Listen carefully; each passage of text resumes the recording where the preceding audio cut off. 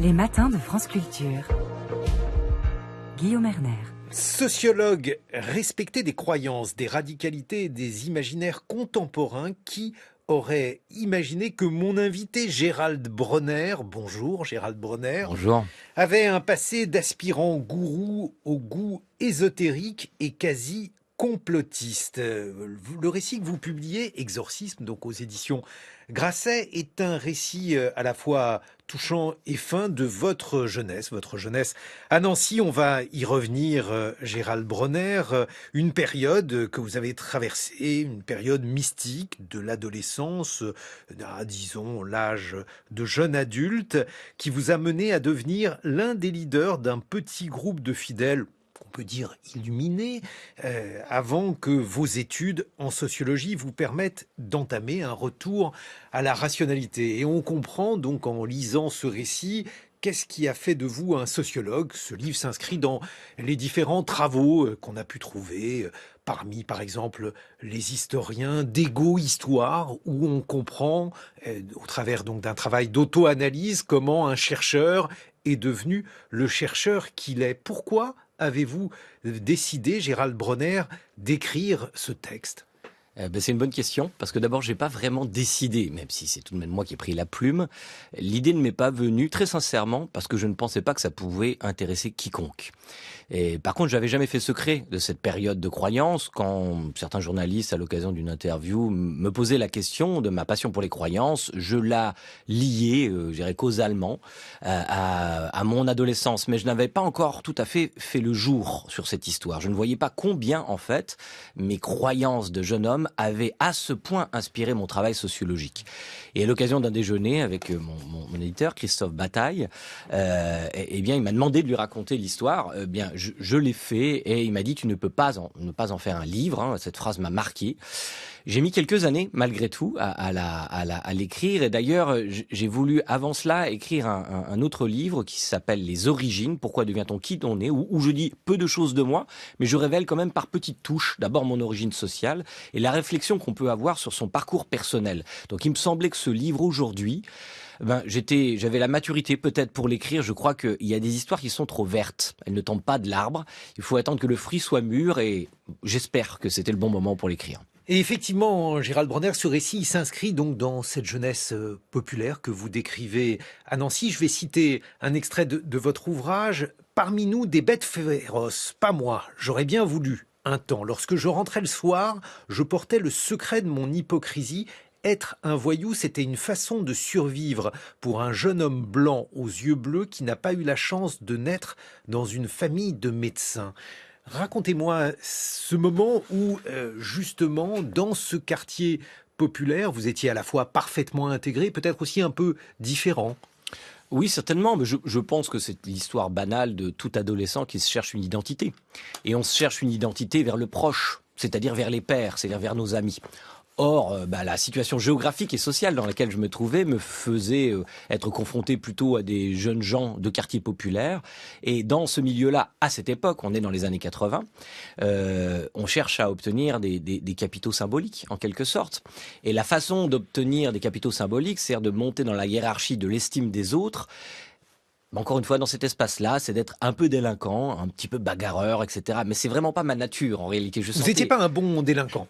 Non, mais je sais pas s'il y a de bons délinquants, d'ailleurs, en l'occurrence. Mais moi, je m'y trouvais aucun en l'occurrence, plaisir. Vous n'avez pas réussi à faire carrière dans ce domaine-là. Non, et heureusement. Heureusement, d'ailleurs, c'est assez drôle, parce que je raconte, pas plus d'ailleurs moi que mes camarades, c'est-à-dire qu'on avait l'offre, mais pas la demande. N'est-ce pas? Nous volions un certain nombre de choses, mais on savait pas à qui les vendre. Ce qui prouve bien que c'était pas pour un intérêt économique. On en aurait pu, au bout d'un moment, en avoir un intérêt économique si on avait réussi à vendre ce qu'on volait. Mais c'était même pas le cas. Donc, s'entreposer chez nous toutes sortes d'objets.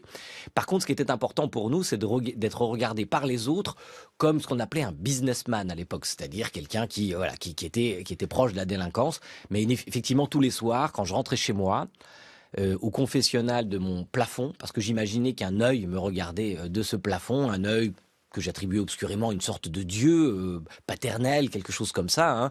C'était pas très clair dans mon esprit, mais j'avais plutôt honte. Je ne me sentais pas bien dans ma peau et j'ai découvert que mes amis étaient un peu dans le même sentiment que moi. Alors même que vous n'aviez pas honte de votre milieu d'origine, vous ne souffriez pas de la pauvreté de ce milieu, Gérald Bronner? Non, alors là, par contre, j'avais pas honte du tout de cela. D'abord parce que j'en avais pas conscience. La plupart, je crois, en tout cas dans ma génération, des jeunes gens qui venaient d'un milieu pauvre ne savaient pas qu'ils étaient pauvres parce qu'ils ne fréquentaient que des jeunes gens pauvres. Hein. C'est une sorte de cluster comme ça, économique et social.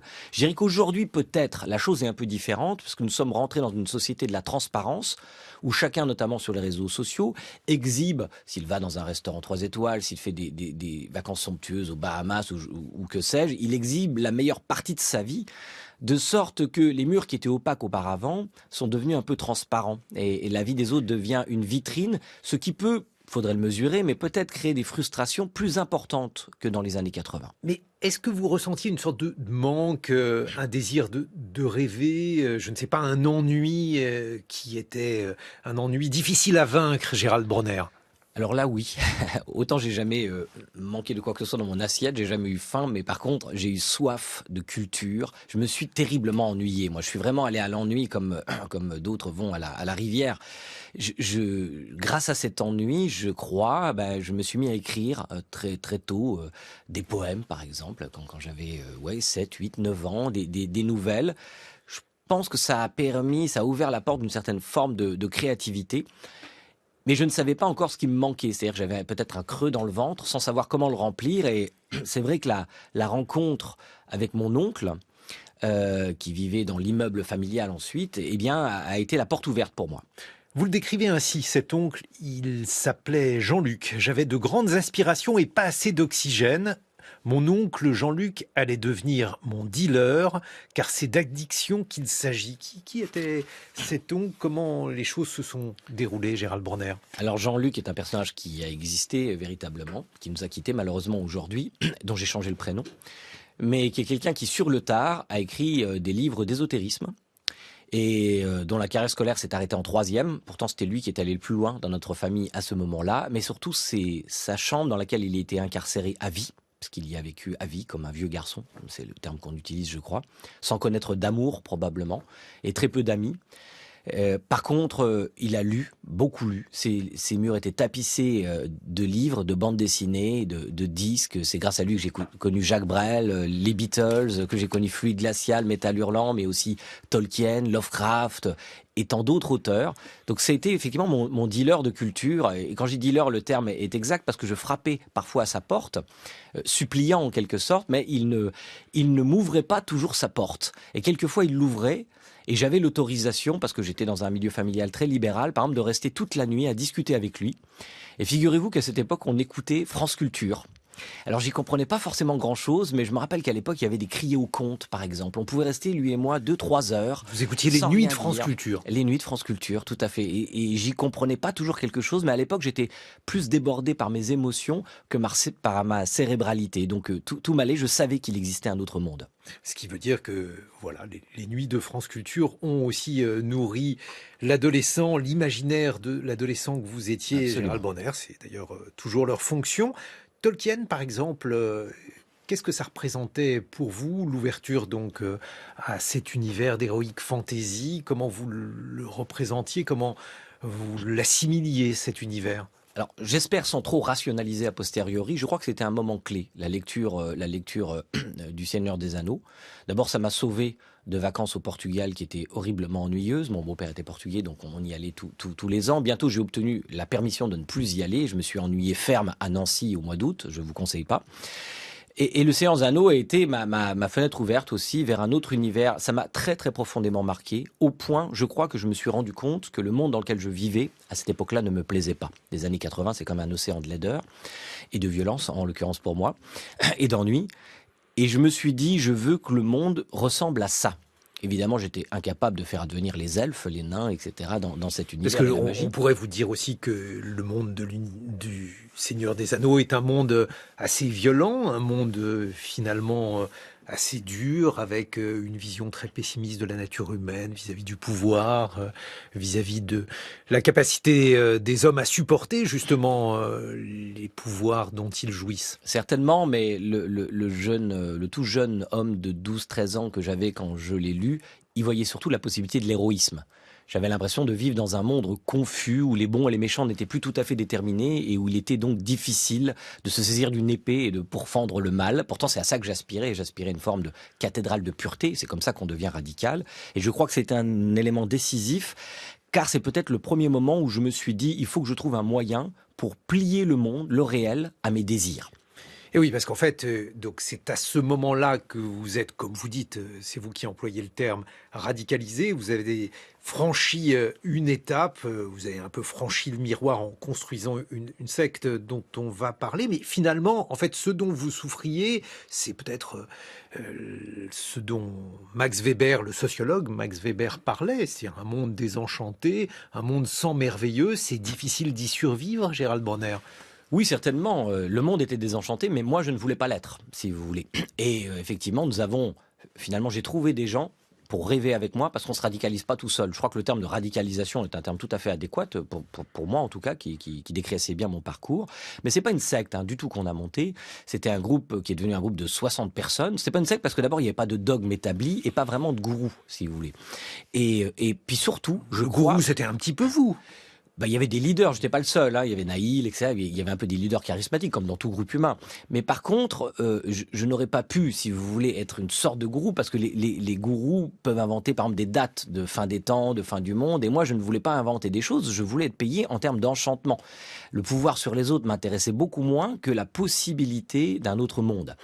Et en trouvant d'autres jeunes gens, souvent issus de quartiers populaires comme moi, parce que nous sommes connus à la pratique du sport de combat, le taekwondo, enfin d'un art martial, et qui ont décidé, comme moi, que le monde pouvait devenir ce qu'on voulait en faire, en fait. Mais bon, nous avions oublié cette maxime qui dit, face au combat que tu t'apprêtes à mener contre le réel, attends-toi à perdre. Et c'est ainsi que le transclasse que vous êtes a décidé d'être en quelque sorte un transmonde, puisque vous avez construit un autre monde parallèle à celui dans lequel nous vivons. On va le décrire dans une vingtaine de minutes. Exorcisme, c'est votre récit, Gérald Bronner, celui que vous publiez donc aux éditions Grasset.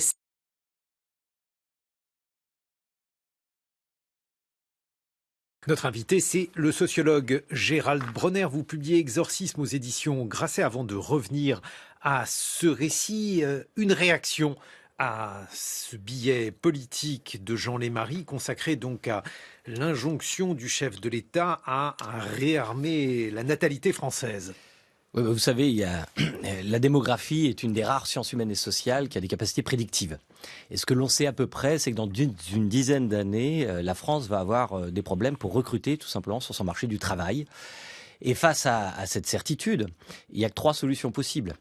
La première, c'est celle de compter sur l'immigration, de faire venir tout simplement des travailleurs. Mais j'ai pas l'impression que dans l'histoire, à court terme, on en prenne le chemin. Deuxièmement, on peut miser sur une augmentation drastique de la productivité du travail, et ça je n'en sais rien, je vois pas dans l'avenir, peut-être que les intelligences artificielles permettront de pallier ce problème de recrutement. Et la troisième solution, c'est celle effectivement de la natalité. Donc je pense que c'est aussi pour cette raison que le président a mis sur la table cet argument. Sauf que, j'avoue mon scepticisme face à cette stratégie, parce qu'il faut de telles incitations, et là c'est assez bien documenté, pour inciter donc les gens à avoir plus d'enfants, que d'abord je pense la France n'en a peut-être pas tout à fait les moyens, et puis aussi un horizon d'inquiétude. Tous les sondages montrent que les gens regardent l'avenir avec la peur au ventre, et c'est vraiment pas un paramètre qui prédispose à faire des enfants. En tout cas, l'enfant que vous étiez, Gérald Bronner, dans un milieu populaire, vous le racontez dans ce livre, Exorcisme, publié aux éditions Grasset, est un enfant qui a découvert le merveilleux au travers donc de la culture, au travers de Tolkien, l'héroïque fantasy, au travers de livres qui, a priori, ne vous étaient pas destinés. Et cet imaginaire qui travaillait bien, cet imaginaire a débouché sur un décryptage du réel, notamment autour de cette ville qui vous a vu naître, Nancy. Je cite un extrait de votre récit. Nancy, comme son nom l'indiquait, et la ville de l'Annonciation. C'était du moins ce que nous croyions dur comme fer pour l'avoir entendu de la bouche d'un savant qui voulait le croire aussi. Cette étymologie mythomaniaque a été le catalyseur de notre imaginaire car l'Annonciation dont il était question était bien entendu celle faite par l'ange Gabriel à la Vierge Marie, la venue de l'enfant Dieu. Vous racontez donc, Gérald Bronner, comment vous, le sociologue spécialisé dans l'étude de l'irrationalité, a construit un discours qu'on va aisément qualifier d'irrationnel autour de Nancy. Racontez-nous pourquoi Nancy est une ville, ce dont nous n'avons jamais douté, bénie des dieux. Alors d'abord parce que j'y étais né, tout simplement. Vous savez, si vous avez lu un peu d'anthropologie ou d'ethnologie, vous savez que la plupart des gens qui vivent même dans un petit village pensent que ce village est un peu le centre du monde, l'Axis Mundi. Alors j'ai pas fait exception, sauf que j'ai mis à cette intuition, j'y ai mis beaucoup d'ardeur pour trouver des signes. Et je crois même qu'à l'époque j'étais, on peut le dire, aussi complotiste, hein, c'est-à-dire que je relisais toute l'histoire de l'humanité à force de lire des livres en effet issus de la bibliothèque de mon oncle, qui était un auteur d'ésotérisme.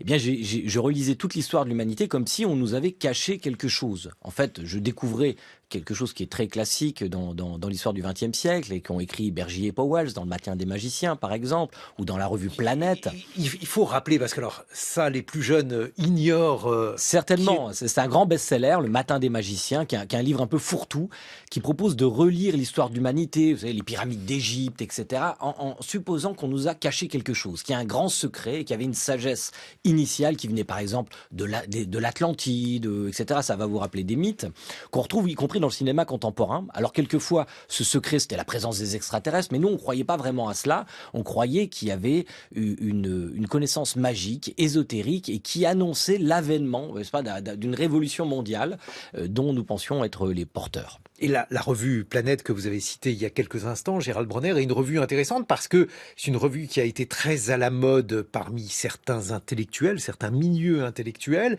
et qui, des années avant qu'on parle de complotisme et que celui-ci soit évidemment colportée par les réseaux sociaux, était une revue très irrationaliste. Ah oui, disons qu'elle tâtonnait, elle absorbait absolument toutes les hypothèses paranormales. Vous savez, il y a quelqu'un comme Edgar Morin qui écrit dans cette revue avec un peu de distance, mais donc c'était une revue effectivement très à la mode. C'était un grand courant culturel qui a annoncé ce qu'on a appelé ensuite le New Age, hein, le nouvel âge, qui espérait qu'avec l'ère du Verseau, eh bien, on serait profondément transformé et qu'une révolution pacifique adviendrait. Donc c'est effectivement ça qu'on cherchait, mais cette croyance, elle n'est pas venue comme ça. C'est-à-dire qu'il lui a fallu des preuves. On ne croit pas sans preuve, en quelque sorte. C'est comme au Père Noël. Hein. Vous savez bien qu'il y a plein de preuves de l'existence du Père Noël. Il apporte des cadeaux, on le voit. On laisse des carottes et ces animaux, les rennes, les mangent. Eh bien, moi, j'étais pareil. Je cherchais des coïncidences extraordinaires. Et je dois dire que chacune de ces étapes permet peut-être d'expliquer les livres que j'ai écrits par la suite. À la différence près que le Père Noël existe, je le rappelle à ceux qui Bien nous sûr. écoutent, et vous écrivez justement, Gérald Bronner, dans ce récit qui est donc à la fois un récit d'apprentissage, le jeune homme que vous étiez, mais aussi un récit bien sûr écrit par le sociologue que vous êtes devenu. Vous écrivez « La croyance est cette machinerie extraordinaire qui transforme le désir en prémonition, puis cette prémonition en savoir. Il ne restait plus au réel qu'à se soumettre. » Oui, à l'époque, on peut dire, pour le résumer d'une phrase, qu'on mettait toujours la charrue avant les bœufs. C'est-à-dire qu'on savait ce qu'on allait trouver, et ensuite on demandait au réel de nous prouver qu'on avait raison. Et quand vous demandez au réel de faire ça, il le fait toujours.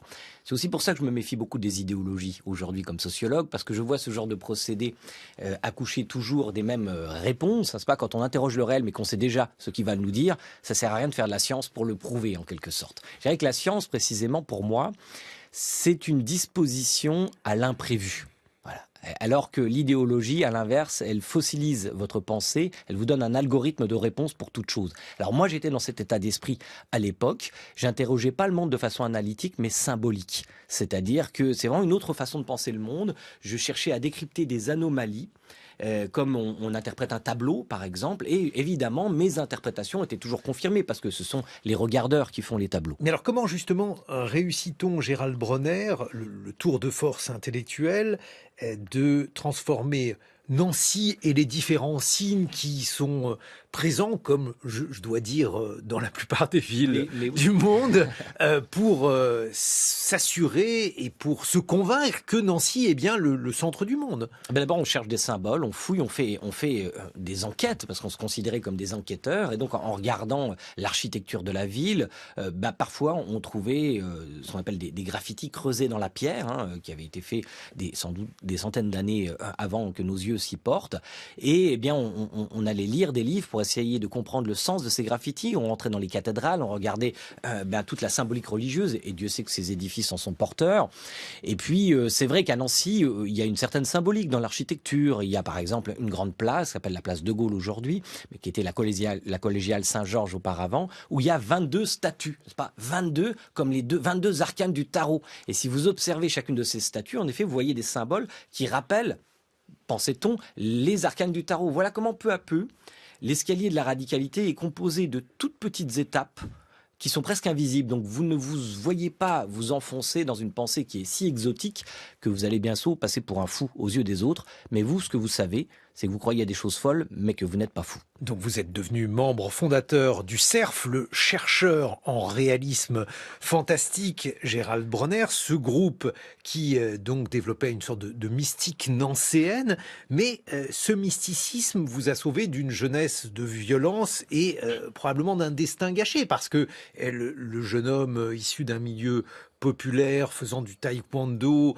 avec un bagage assez mince parce que vous étiez éloigné des sources de culture, au travers donc de ces billevesées, a pu réussir à acquérir une culture importante progressivement, à laisser aussi croître le sentiment du merveilleux en vous. Oui, et ça c'est grâce à des rencontres. En fait, on est bien sûr influencé par son milieu familial, il y a des variables sociales dont on est porteur, mais aussi c'est souvent sous-estimé dans les analyses par l'influence des pairs, des gens qu'on va rencontrer. Donc dans un premier temps, moi j'ai surtout rencontré des pairs qui s'adonnaient un peu à la micro-délinquance, on va dire, mais j'ai surtout fait une rencontre décisive, Naïl, que j'appelle ainsi dans le roman, et qui est toujours mon ami proche, qui est devenu comédien, metteur en scène, scénariste aujourd'hui, et qui lui il vient de la même banlieue que moi d'ailleurs, et il a une autre vision du monde, une autre façon de se tenir, et je le trouve extrêmement prestigieux. J'ai envie de lui ressembler en quelque sorte. Et je vais donc m'orienter avec lui vers des formes de croyances qui nous ont en effet sauvé un peu de la microdélinquance, mais qui nous ont replongé dans un autre abîme, qui est celui de la radicalité croyante. Et c'est pour ça qu'aujourd'hui, je crois beaucoup, et je trouve que c'est très sous-estimé, à la question de la mixité sociale. Aussi bien scolaire, on en parle beaucoup en ce moment. Pourquoi ? Mais pourquoi ? Parce que je crois qu'il n'y a rien de pire que de laisser des individus qui pensent la même chose vivre ensemble dans les mêmes zones géographiques. Alors ça peut donner du bon, mais généralement ça donne de la polarisation, de la radicalisation, ça peut être la délinquance, ça peut être des croyances extrêmes, etc. Je pense que quand on a plusieurs modèles intellectuels, plusieurs façons de se tenir à disposition, en quelque sorte on fait mieux son marché vers ses propres intérêts et vers la rationalité. Bon, mais le grain de sable qui a transformé votre destin, Gérald Bronner, puisque vous étiez donc issu d'un milieu où la personne qui avait le diplôme le plus élevé, c'était en réalité la classe de 3e, c'était votre oncle Jean-Luc. Le grain de sable qui a fait que vous êtes devenu un grand sociologue aujourd'hui, est-ce que c'est justement un autre qui vous l'a apporté, ou est-ce que c'est vous-même qui l'avez façonné ? D'abord, cette culture, je ne la renie pas. D'abord, j'ai lu, ça m'a permis de lire des livres. Alors effectivement, des livres d'ésotérisme, etc. Mais je lisais aussi André Breton, le surréalisme, qui est très proche, c'est un mouvement très proche de toutes ces théories. Mais en effet, je crois qu'un des paramètres qui m'a fait qui m'a fait devenir ce que je suis même, tout simplement, c'est la sociologie. Je dirais que la sociologie m'a sauvé en partie, parce que j'ai voulu travailler sur les croyances. J'ai fait mon master, mon mémoire de master, sur la superstition. Et la superstition, en étudiant les statistiques, en faisant des entretiens, un travail de sociologue, je me suis rendu compte que on l'a pratiqué précisément dans des moments d'incertitude et d'angoisse. C'est une stratégie de réduction de l'incertitude. Quand on est étudiant, qu'on prépare ses examens, on a bien travaillé, c'est une façon de réduire l'incertitude, mais en plus, peut-être qu'on va prendre ce chemin-ci, ou prendre ce stylo qui nous porte bonheur, ou toucher du bois, etc., etc. C'est en fait quelque chose, c'est un adjuvant, une sorte de prothèse cognitive qui nous permet de faire advenir le monde que nous désirons. Et en décryptant cette mécanique qui est bien banale et que toutes les statistiques prouvent, je me suis vu moi-même. Hein. En fait, c'était un miroir déformant, grimaçant de moi-même. Et j'ai pas aimé du tout le reflet que j'ai vu. J'ai voulu retirer mes yeux de ce reflet, mais ça y est, il était là, je l'avais vu. Le verre était dans le fruit en quelque sorte. Mais il m'a fallu des années ensuite de travail contre moi-même pour faire advenir un peu plus de liberté intellectuelle chez moi. C'est-à-dire que c'est la sociologie qui vous a déradicalisé, mais alors qu'est-ce que cela pourrait fournir comme enseignement, puisque donc le groupe que vous avez formé, le CERF, n'était pas un groupe dangereux, contrairement à d'autres groupes radicalisés. Lorsqu'on essaye par exemple de déradicaliser des djihadistes ou d'essayer de faire en sorte que des complotistes abandonnent leurs croyances, comment peut-on s'y prendre, Gérald Bronner? Qu'est-ce que dans votre trajet de vie, il y a eu comme enseignement à ce sujet? Ben oui, vous vous en souvenez peut-être, j'ai accepté pendant un an d'aller rendre visite à un centre, qui était le centre de Pontourny, où on nous disait qu'il y avait des jeunes radicalisés. Alors ils étaient radicalisés très différemment de moi, quoique, ils étaient radicalisés plutôt à l'islam. Je dis quoique, parce que quand je suis allé voir ces jeunes, et c'est une expérience formidable que je décris dans un livre qui s'appelle Déchéance de rationalité, à chaque fois que je prononçais le mot hasard, mais vraiment à l'unisson, ils me disaient « Ah non, monsieur, le hasard, ça n'existe pas ». Alors je crois que je me suis inspiré, sans en avoir tout à fait conscience, et aujourd'hui que j'écris Exorcisme, que j'en ai conscience, eh bien de mon propre trajet pour essayer de leur apporter quelque chose. Parce que je crois qu'on ne peut pas déradicaliser quelqu'un. Je ne crois pas du tout à la déradicalisation. On ne retire pas une croyance d'un cerveau, ça c'est utopique. Par contre, on peut stimuler son système immunitaire intellectuel. Et c'est ce que j'ai fait moi avec la sociologie, il m'a fallu des années, et c'est ce que j'ai essayé de leur apporter, c'est-à-dire je leur disais pas ceci c'est faux ou si le hasard existe, j'essayais simplement d'utiliser des exercices qui relèvent de la cognition humaine pour leur montrer que quelquefois une explication fondée sur le hasard est plus satisfaisante qu'une explication fondée sur une entité supérieure. J'essayais de leur montrer combien, et je le savais dans ma chair, le désir peut parfois essayer de plier le réel. Donc je leur faisais faire des jeux de rôle autour, par exemple, des expériences de Festinger, vous savez, de la dissonance cognitive. Je leur racontais qu'est-ce que c'est la dissonance cognitive? Festinger est bien connu pour avoir, par exemple, pénétré avec ses étudiants, sans dire qu'il était psychologue et sociologue, dans une secte qui annonçait la fin des temps. Et ce qui l'intéressait, c'est de savoir qu'est-ce qui va se passer le jour annoncé quand il ne va pas y avoir de la fin des temps. Parce qu'il était assez confiant qu'elle ne surviendrait pas. Et en effet, on est là pour en parler, donc elle n'est pas survenue. Mais ce qui est intéressant, c'est qu'il a vu évidemment que les adeptes de cette secte ne quittaient pas leur croyance. Ils essayaient de la sauver. Alors moi, je leur faisais jouer un peu ce théâtre en leur demandant qu'est-ce que vous auriez fait. Et ils comprenaient parfaitement qu'ils n'auraient pas abandonné leur croyance. Et en faisant cela, ils comprenaient aussi que quelquefois, le croire cherche à plier le réel par désir. Et ça les laissait relativement mélancoliques en réalité, comme je le suis un peu aujourd'hui. Et oui, parce que c'est ça en fait, la question c'est la mélancolie. Vous citez par exemple Festinger, vous citez un livre que je vais vous laisser d'ailleurs présenter, L'échec d'une prophétie, un livre que vous avez republié, Gérald Bronner. Et Festinger dit la chose suivante: j'ai dû faire un long voyage, j'ai abandonné à peu près tout, j'ai brisé tous les liens, j'ai brûlé tous les ponts, j'ai tourné le dos au monde, alors je ne peux pas me permettre de douter, je dois croire, il n'y a pas d'autre vérité. C'est en fait ce que pense le croyant lorsqu'il est face à sa croyance, et donc s'il réussit à abdiquer cette croyance, Gérald Bronner, il se coupe d'un monde et il se coupe finalement du merveilleux. Oui, le prix à payer pour la vérité est parfois tout simplement le bonheur. Voilà. Et le dilemme entre admettre la vérité ou chercher à continuer à être heureux est un dilemme qui nous a tous touchés, même si on n'a pas été radicaux dans la croyance. Songez par exemple, si vous me permettez cette analogie, à l'amour, tout simplement. Il y a en amour, c'est une forme de croyance et de passion aussi. Et le sentiment amoureux peut s'évaporer, c'est-à-dire qu'on veut croire que l'autre, par exemple, partage nos sentiments, ou on veut croire que l'autre continue à partager nos sentiments, on essaie de se convaincre de cela. Et puis à un moment donné, on a tous connu ça, et tant mieux ou tant pis, on rentre dans la décroyance, et cela nous laisse évidemment une trace un peu mélancolique. Donc, bien sûr que nous tenons à nos croyances. Émile Durkheim le soulignait dans les formes élémentaires de la vie religieuse, par exemple. C'est une des raisons pour lesquelles on ne les abandonne pas. C'est tout simplement parce qu'elles font partie de notre identité.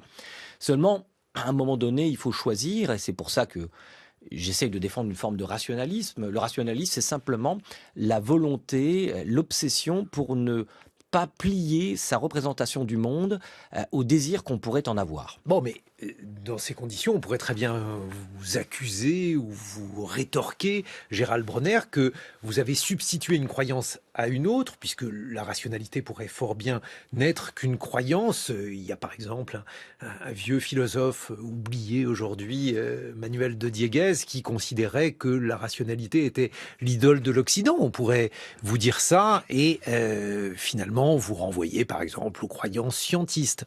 Oui, alors ça, je ne le crois pas du tout. Je crois que d'abord, la rationalité n'est pas l'Occident n'a pas le monopole de la rationalité. Moi, j'ai une vision beaucoup plus humaniste que ça. Je pense que tous les êtres humains, avec leurs différences culturelles, ont quand même une armature cognitive qui est semblable. Sinon, nous ne pourrions pas comprendre, par exemple, un film chinois. Quand je regarde un film chinois, j'ai une impression d'exotisme, bien sûr. Il y a des tas de rituels que je ne connais pas, etc. Mais je comprends l'essentiel. L'amour, la vengeance, la colère. Et je vois, y compris dans cette altérité, une forme d'humanité fondamentale. La rationalité, c'est pas en fait une croyance, c'est juste une méthode de négociation intellectuelle avec le monde. C'est la méthode la plus exigeante qu'on ait jamais connue. Ça ne veut pas dire qu'elle aboutit nécessairement à la vérité. C'est juste une méthode de sélection des idées. Par exemple, la Terre est plus ronde que plate. Il y a des arguments extrêmement forts pour soutenir cette idée, mais en fait, elle n'est pas tout à fait ronde non plus. Elle est aplatie au pôle, il y a des montagnes, etc. Donc c'est une approximation, mais qui est beaucoup plus rigoureuse que toutes les autres approximation du réel. Bon, mais si on prend par exemple le savoir sociologique, celui-ci peut être considéré comme étant en compétition avec d'autres formes de savoir ou d'autres formes de récit. D'ailleurs, ce que vous faites dans Exorcisme, c'est une manière de mettre en mots sous une forme romancée ou sous une forme littéraire ce que vous avez vécu, preuve que la sociologie n'est peut-être pas la meilleure manière d'épuiser le réel ou certains pans de la réalité, Gérald Bronner. Ah ben j'espère que la sociologie, je ne connais pas de sociologue qui ait l'ambition d'épuiser le réel par son discours. Auguste Comte, par exemple, parmi les pionniers de la discipline, il y avait ce type d'illusion. Au XIXe siècle, il y avait effectivement de grandes illusions historicistes. On pensait qu'on pouvait trouver des lois de l'histoire, la loi des trois États d'Auguste Comte, par exemple, ou la lutte des classes de Karl Marx. Je pense qu'on a pris quand même beaucoup de distance dans la sociologie contemporaine. Ce que nous essayons de faire, c'est de trouver des modèles méthodiques pour décrire le réel. Et moi, dans la discipline, comme vous le savez, je me bats pour faire admettre cette idée, qui est d'ailleurs légitimement combattue, ça fait partie du monde intellectuel, que expliquer un phénomène social, c'est pas l'éclairer seulement par des variables sociales. Le social s'explique par le social, mais pas seulement. Il s'explique aussi par la cognition, etc. Et de ce point de vue, le billet de Lionel Nakache était tout à fait excellent tout à l'heure. Je vois pas pourquoi le réel se plierait aux catégories institutionnelles avec lesquelles on l'approche. Et les croyances en particulier peuvent intéresser autant les sociologues, dont je fais partie, que les psychosociologues, que pourquoi pas les neuroscientifiques. On arrivera à un modèle robuste en acceptant de se doter de toutes les méthodes qui permettent d'éclairer les facettes du polyèdre. Mais on n'arrivera, à mon avis, jamais à un modèle qui épuise le réel. Exorcisme est un livre optimiste, Gérald Bronner, puisqu'il témoigne de votre émancipation de son milieu. Non pas qu'il soit essentiel de s'émanciper de ce milieu-là, c'est-à-dire un milieu populaire, mais il montre l'autodétermination, les capacités de l'individu à sortir de ce qu'il est, et puis il témoigne aussi de votre capacité à abdiquer de cette croyance irrationnelle qui aurait pu vous conduire à une sorte d'impasse. Pardon pour ceux qui considèrent que Nancy va être le siège de l'Annonciation. Oui, mais je crois, c'est pour ça que je ne suis pas déterministe à proprement parler, je crois fondamentalement à l'existence du hasard. Je pense qu'il y a toujours une arborescence de possible. Alors cette arborescence, il y a des troncs de l'arbre qui sont plus épais que d'autres, c'est-à-dire qu'on est un peu déterminé par des probabilités selon notre milieu d'origine, bien entendu. Mais je pense qu'il y a des rencontres, il y a de l'ineffable, il y a de l'imprédictible fondamentalement. Mais ça c'est vrai dans la vie sociale, mais c'est vrai aussi dans la vie physique. Vous savez, il y a ce qu'on appelle la physique du chaos, l'effet papillon, l'hypersensibilité aux conditions initiales. Par exemple, à ma connaissance, on ne peut pas prédire aujourd'hui le temps qu'il va faire, s'il va simplement pleuvoir ou faire beau à Paris dans 3 mois. On n'a pas de modèle mathématique pour ça, parce que peut-être qu'au cœur même du réel, il y a une part de hasard. Donc pourquoi cette part de hasard n'existerait pas dans la vie ô combien complexe que nous constituons quand nous faisons société? Bon, c'est ce que vous racontez dans ce beau livre, Gérald Bronner, Exorcisme. Vous le publiez aux éditions Grasset. Merci de nous avoir accompagnés ce matin.